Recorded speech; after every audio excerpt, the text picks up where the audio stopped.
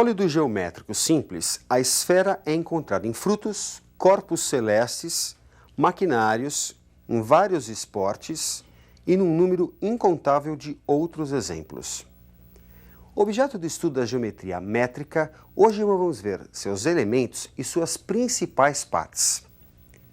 Vejamos a definição de esfera e superfície esférica. O conjunto dos pontos do espaço cujas distâncias a um ponto C são menores ou iguais a R é, por definição, a esfera de centro C e raio R. O conjunto dos pontos do espaço cujas distâncias a um ponto C são iguais a R é, por definição, a superfície esférica de centro C e raio R. A esfera é também o sólido de revolução gerado pela rotação completa de um semicírculo em torno de um eixo que passa pelo seu centro. Enquanto que a superfície de uma esfera é também a superfície gerada pela rotação de uma semicircunferência com extremidades nesse eixo. Esfera é sólido. Superfície esférica é apenas a casca da esfera. Vejamos como calcular o volume da esfera e a área da superfície esférica. Sendo R o raio da esfera, seu volume é dado por 4/3 de π r ao cubo. A área da superfície de uma esfera é igual a 4π r ao quadrado. Todo corte ou secção plana na esfera é um círculo. A distância dessa secção, desse plano secante, ao centro, o raio da secção e o raio da esfera relacionam-se através do Teorema de Pitágoras. A soma dos quadrados da distância do plano secante ao centro e do raio da secção é igual ao quadrado do raio da esfera. Vamos pôr em prática. Imagine uma laranja que é seccionada a 3 centímetros de seu centro. E a secção, o círculo, tem área 16π centímetros quadrados. Vamos calcular o volume da laranja e a área de sua casca esférica. A área do corte é a área de um círculo e vale 16π centímetros quadrados. Então, πr ao quadrado vale 16π. Simplificando, temos r ao quadrado é igual a 16. Extraindo a raiz quadrada, r igual a 4. O raio da secção vale 4. Por Pitágoras, temos que o raio da esfera ao quadrado é igual a 3 ao quadrado mais 4 ao quadrado. R ao quadrado igual a 9 mais 16, 25. Extraindo a raiz quadrada, temos r igual a 5. Se temos o raio da esfera, é possível calcular o seu volume, 4/3 de π r ao cubo. E é possível também calcularmos a área da casca esférica, 4π r ao quadrado. Vamos então ao cálculo.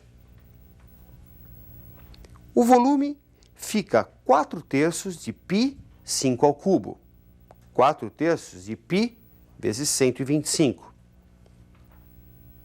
500/3 de π. A área fica 4π 5 ao quadrado. 4π vezes 25, 100π centímetros quadrados. Vamos resolver agora um outro exercício que trata sobre partes da esfera e partes da superfície esférica. Me acompanhe na tela. Uma laranja pode ser considerada uma esfera de raio R composta por 12 gomos iguais. Calcule a superfície total e o volume total de cada gomo.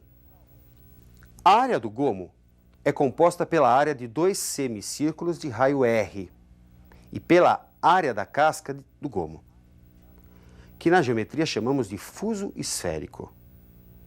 A área do fuso é obtida através de uma regra de 3 simples.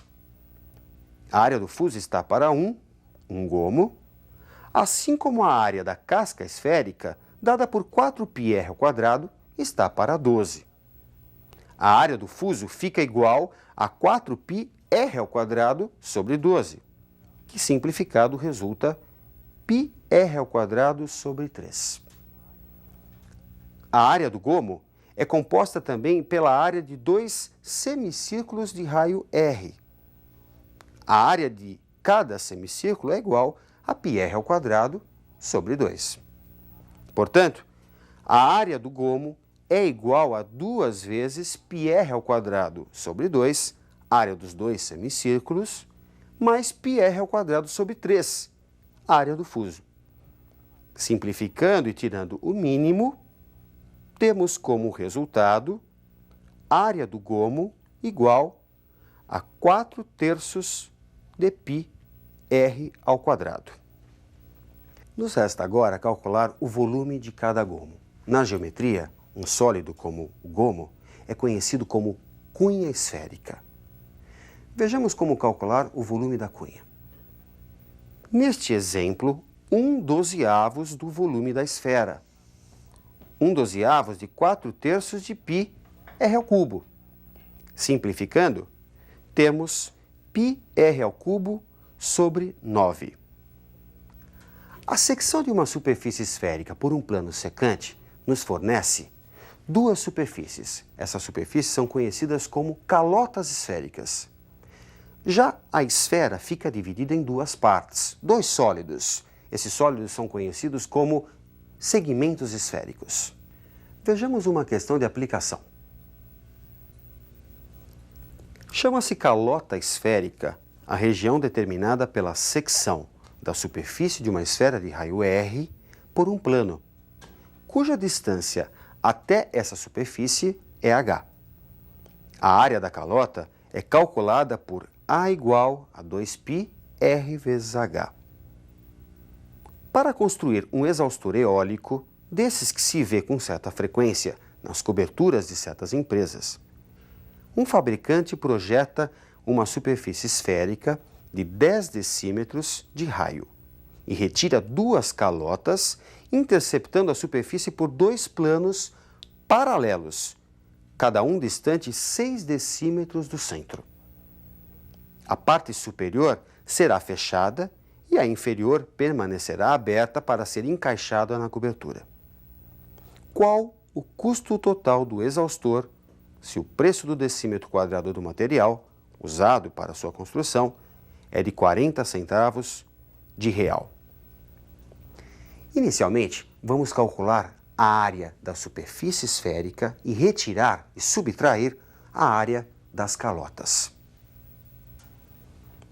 A área da superfície esférica é 4π10², 400π, já que o raio da superfície vale 10. A área de cada calota é dada pela fórmula 2πr vezes h, comumente fornecida no enunciado.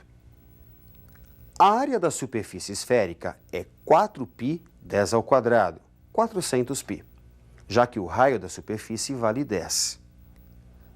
A área de cada calota é dada pela fórmula 2πr vezes h, fornecida no enunciado. A medida h corresponde à altura da calota e é igual à diferença entre o 10, raio da superfície, e o 6, distância do plano secante ao centro da superfície. 10 menos 6, 4. E a área da calota fica 2π 10 vezes 4, que é igual a 80π. Subtraindo as duas calotas da superfície esférica, temos 400π menos 2 vezes 80π. 400 menos 160, 240 π decímetros quadrados. Segundo o projeto, a tampa deverá ser fechada. Vamos então calcular a área dessa tampa. O raio da secção é facilmente obtido aplicando Pitágoras. r² mais 6² é igual a 10². r² igual a 100 menos 36, 64. R é igual a 8, 8 decímetros. A área dessa tampa, portanto, vale π 8 ao quadrado, 64 π decímetros quadrados. A área total do exaustor resulta 240 π mais 64 π, 304 π decímetros quadrados. Como o custo do exaustor é de 40 centavos por decímetro quadrado, o custo total desse exaustor será de 0,40 multiplicado por 304. R$ 121,60. Vamos fazer mais uma questão de aplicação para que você consiga fixar bem esses conceitos. Me acompanhe na tela. Um copinho de sorvete, em formato de cone, tem 7 centímetros de profundidade, 4 centímetros de diâmetro no topo. E tem aí colocada uma concha esférica de sorvete, também de 4 centímetros de diâmetro. Se o sorvete derreter, ocorrerá transbordamento. Para saber se ocorrerá transbordamento, basta compararmos os volumes do copinho e do sorvete. O volume do copinho é o volume de um cone, 1/3 da área da base vezes a altura. 1/3 de π é r ao quadrado vezes a altura. Se o diâmetro no topo vale 4 centímetros, r igual a 2. O raio vale 2. E o volume do copinho é 1/3 de π, 2 ao quadrado vezes 7. 28/3 de π centímetros cúbicos. O volume do sorvete é o volume de uma esfera. 4/3 de π r ao cubo. Como o raio da esfera também vale 2 centímetros, então o volume do sorvete é 4/3 de π, 2 ao cubo. 32/3 de π centímetros cúbicos. Comparando os volumes do copinho e do sorvete, observamos que ocorrerá transbordamento, caso esse venha a derreter. Hoje vimos como calcular o volume de uma esfera, a área da casca esférica e de partes da esfera. Na próxima aula, vamos relacionar a esfera com outros sólidos. Isso aparece com bastante frequência no vestibular. Ótimos estudos e até a nossa próxima aula.